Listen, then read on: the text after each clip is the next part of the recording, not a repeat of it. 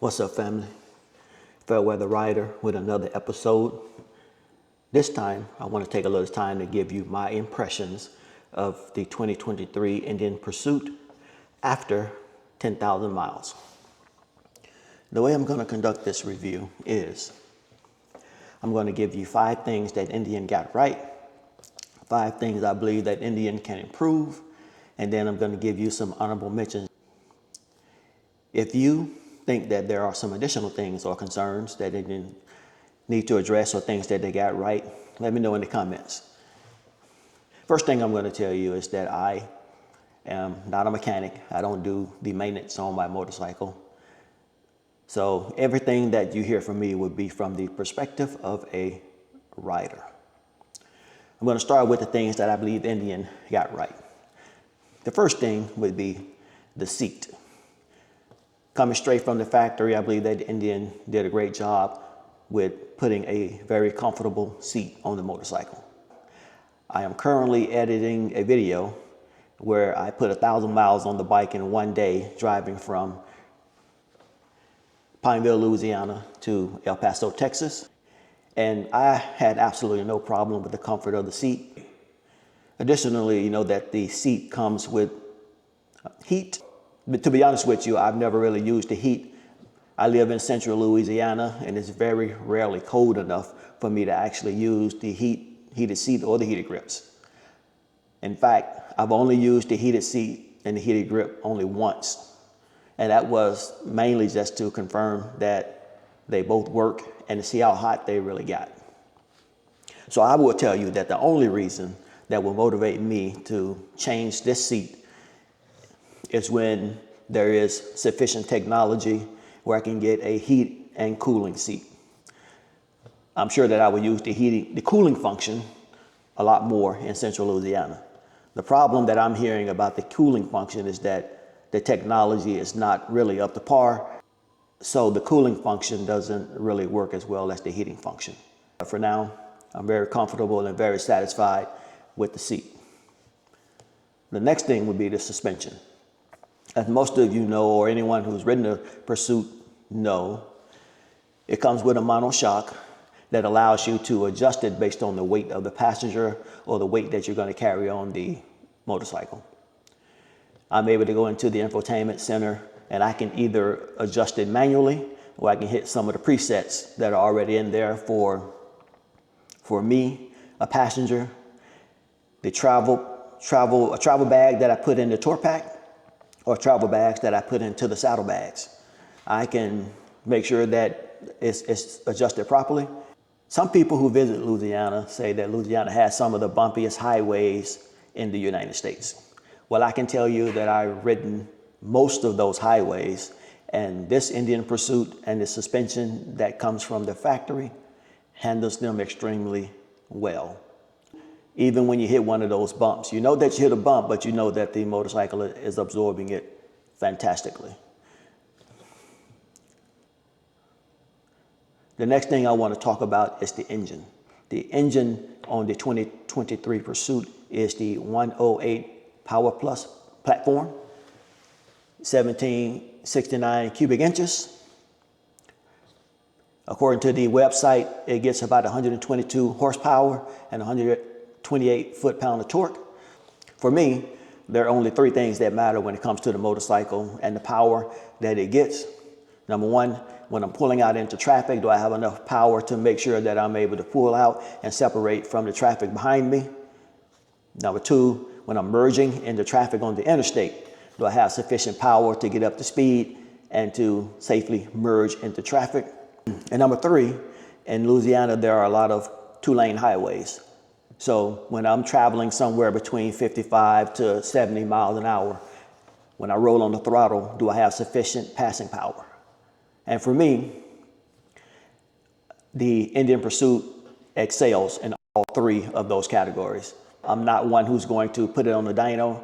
I'm not one who's going to take it to a track to see how fast it goes from 0 to 60 or how fast it will go a quarter mile. As long as it can do those 3 things, I am completely happy with it. With that said, even though I believe the bike comes with sufficient power, I have added a stage 2 The stage 2 consists of a stage 1 air filter and stage 2 cams. The next thing I want to talk about are the lights. The LED lights on this motorcycle are fantastic.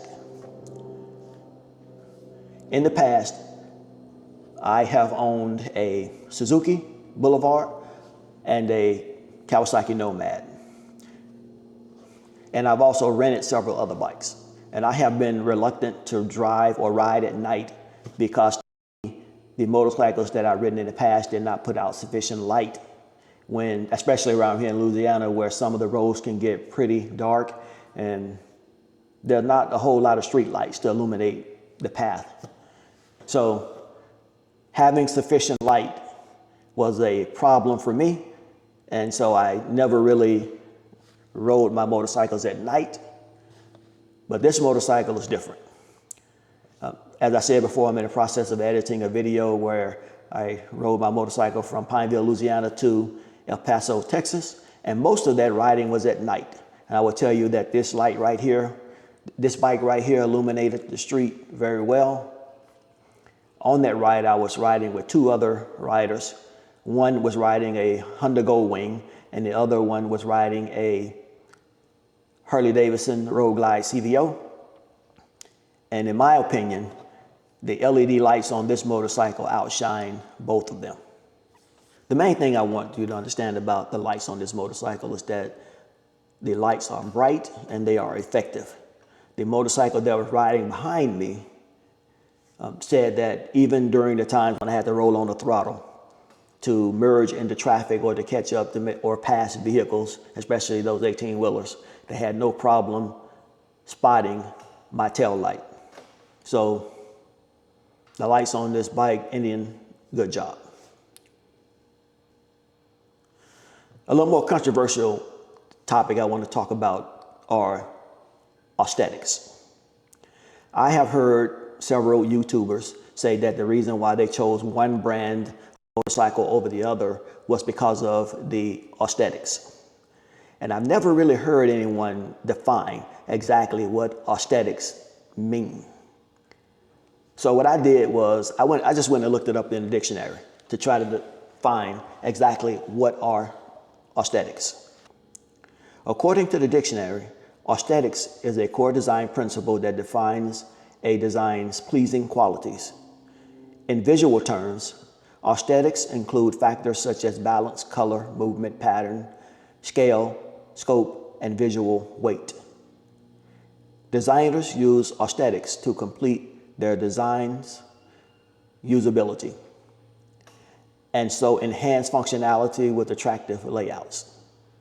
To me, that's just a long-winded way of saying that it looks good and it's easy to use.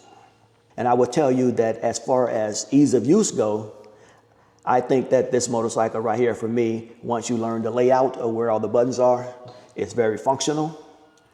This color right here, which is the striker red metallic and the black metallic, I think that is unique enough that I personally have only seen one other Indian motorcycle, one other Indian Pursuit motorcycle in that color. You compare the ease of use and looking good, I have no regrets about the motorcycle that I chose. So Indian, I think that you can do better with some of the creativity around the colors of the motorcycles. But this color, I think that you got it right. Some other things that I think are worthy of mentioning is the adjustable windscreen. It's always nice to be able to raise and lower that shield based on whether or not it's cold, rainy, how much wind we're getting. I changed the windscreen that came on the Indian Pursuit. The windscreen that came on there looked like it had to be at least 15 inches or higher. So I changed it to a shorter Indian windscreen. So to me, having the option of raising and lowering that windscreen is great. The airflow in this bike is awesome. There are two vents in the upper fairing that I can open and close to control wind flow. And there are vents on the lower fairing that I can open and close to control the wind flow on my legs. And on those hot days when people complain about their right leg being hot, you can manipulate that vent on the right side so that the air will move all of that hot air away from your leg. Number 3 is handling.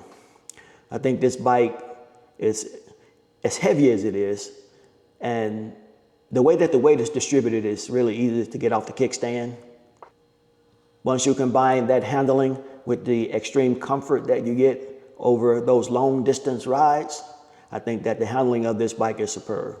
And the ride command works well. I really like the function that Indian has built into the ride command that allows me to use the app to go in and plan my routes. So I can plan my routes, I can plan my stops, I can plan when I'm going to get gas, pull up into the gas stations that I choose. I believe that that function right there alone makes the ride command worth it. And it really came in handy when we did that 1,000 miles in 24 hours, because I was able to track my ride. So I tracked my ride from the time that we started to the time that we finished, and I was able to present that to the Iron Butt committee. Let's talk about some of the things that I think Indian can probably do better. The tour pack. When I first got the motorcycle, in order to close that tour pack, I had to apply extreme amounts of pressure. So I think that if Indian made the latches a centimeter or 2 longer, it would make it much easier to close. I'm told that once you open it and close it multiple times, it becomes easier over time to close it. Another thing about the tour pack is the material that's inside the tour pack. You have carpet on the bottom of the tour pack and nothing on the top of it. I think that at this price point, where you're paying premium dollars for a Darkhorse Premium, then it should come with something a little more. One more thing about the tour pack is that the carpet that's on the inside of the tour pack, it doesn't seem to be attached to anything. So I can go in there and pull it out relatively easily. And of course, Indian said that's because you want to be able to work on the bottom of the tour pack, but I still think that Indian can do better with the lining of the tour pack. Some of the badging that's on the Pursuit, it's plastic, and it seems like it's just stuck on there instead of being painted. So when I go wash the bike, I always get the impression that at some point, one of those little plastic pieces are gonna break.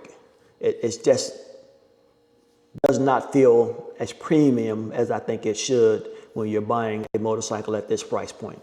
Perhaps Indian should do a little better, kind of like they do with the Pursuit Elite or some of the more custom Pursuits, and at least paint it on, or at least put a sticker on there instead of having that flimsy plastic. Next thing Indian should consider is saddlebag fillers. For those who don't know what I'm talking about the gap between the rear fender and the saddlebags. That space is empty, and if you look at most other competitors, they have something that go between there. Indian does sell something that you can get on the Challenger or Challenger Elite models, and you can also get on some of the Springfield Dark Horses.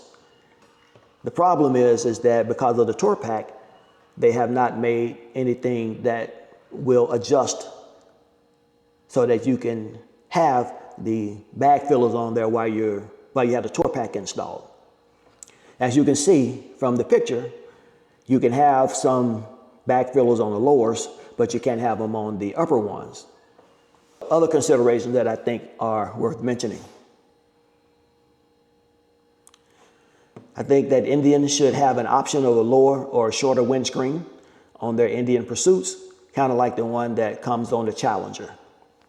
I understand that this bike right here is meant for long distance touring, but for someone like me who's 5'9" and like to have some kind of airflow on those hot days, I think there should be an option for a lower windscreen. Again, there should be something that Indian produces specifically for the Pursuit, and you might even say for the Roadmaster, where you can install bag fillers between the saddlebag and the rear fender. Another thing is that the website says that the Indian Pursuit has a 6-gallon gas tank. I don't think that's true. I have ridden the bike to almost empty. Once the gas light comes on, I have gone another 15 to 20 miles just to make sure that it was as close to empty as possible. And the most gas that I've ever been able to get into the bike is 5.5 gallons. So while the website says 6 gallons, I think it's more like 5.5.